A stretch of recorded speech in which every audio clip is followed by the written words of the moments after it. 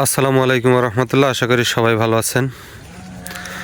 টুপটাপ বৃষ্টি হচ্ছে, এই বৃষ্টির মধ্যেই আমি আসলাম আমার কোয়েল পাখির জন্য কিছু শাক পাতা ওঠানোর জন্য।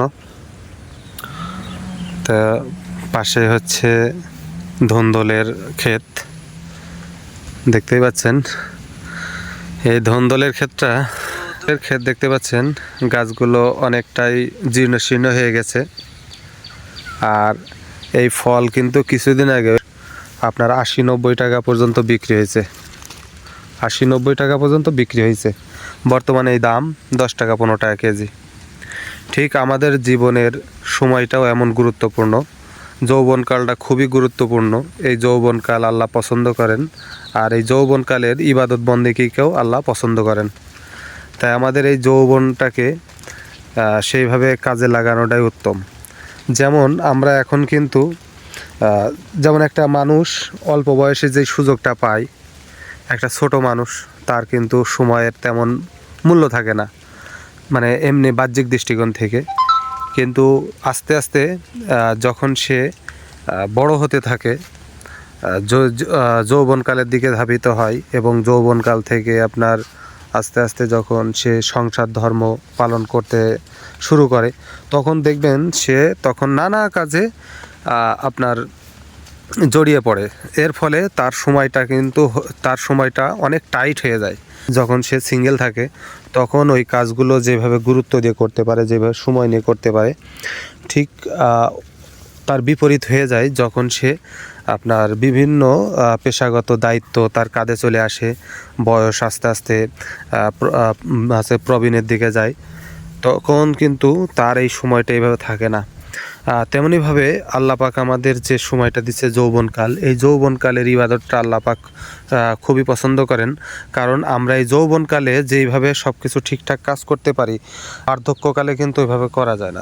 অনেকে দেখা যায় কি বার্ধক্যজনিত বিভিন্ন ধরনের রোগ ব্যাধিতে আক্রান্ত হয়ে যায়। আর যৌবনকালে সে যদি একটু অসুস্থও থাকে, তারপরেও কিন্তু অনেক কাজ কিন্তু সে এগিয়ে নিয়ে যেতে পারে, তার দেখা যাচ্ছে মানসিক শক্তি বা শারীরিক শক্তি দিয়ে। সুতরাং আমাদের এই যে যৌবনকালটা খুবই গুরুত্বপূর্ণ, আর এই সময়টাকে আমাদের গুরুত্ব দেওয়া খুবই জরুরি। এই যে আমাদের কোয়েল পাখি এখন বর্তমানে মনে করেন ডিম দিচ্ছে। এই কোয়েল পাখির জন্য আমি প্রতিদিন খাবার সংগ্রহ করি বা খাবার কিনে আনি। এমনকি এই যে ঘাস পাতাগুলো খেলে তার উপকার হয়, তার শরীরে বিভিন্ন ধরনের ভিটামিন আয়রন যুক্ত হয়, যার ফলে দেখতে পাচ্ছেন আমি কিন্তু এখানে এই যে শাক পাতা উঠাইতেছি, আপনার এই কোয়েল পাখি যেন সুস্থ থাকে এবং ডিম দেয় বেশি বেশি। তদ্রূপভাবে আমরা যদি আল্লাহ পাকের ইবাদত বন্দেগী ওইভাবে করতে থাকি, আল্লাহ পাকেরও কিন্তু যে করুণা, আল্লাহ পাক সর্বস্থায় আমাদের প্রতি করুণার দৃষ্টি রেখেছেন। নাইলে আমরা এত শত খারাপ কাজ করা সত্ত্বেও আল্লাহ আমাদেরকে দুনিয়া থেকে বের করে দেন নাই। আল্লাহ আমাদেরকে সুস্থ রেখেছেন, আল্লাহ আমাদেরকে বহাল তবিয়তে চলার তৌফিক দান করেছেন। কিন্তু দেখা যায় কি আমরা কিন্তু মানুষ তার থেকে বেশি মানে আমরা কিন্তু মানুষ এতটাই খারাপ, আমরা স্বার্থের পাগল। যেমন আমার পাখি যদি আস্তে আস্তে ডিম দেওয়া যখন বন্ধ করে দিবে, আমি কিন্তু ওই পাখি রাখবো না, হয় বিক্রি করে দিব, নয় জবাই করে দিব, বা বিভিন্ন একটা ব্যাপার স্যাপার থাকেই। যেমন আমার পাখির ভিতরে 15-16টা পুরুষ পাখি ছিল। আমি পুরুষ পাখিগুলো জবাই করে দিয়েছি, কারণ আমি পুরুষ পাখি থেকে কোনো বেনিফিট পাবো না, কোনো ডিম পাবো না।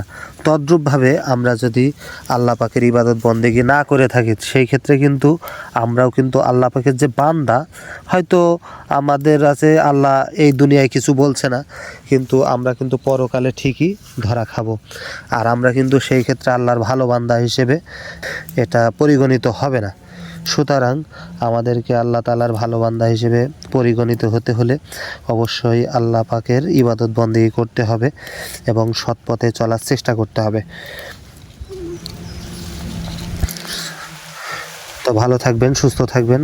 আসসালামু আলাইকুম ওয়া রাহমাতুল্লাহ।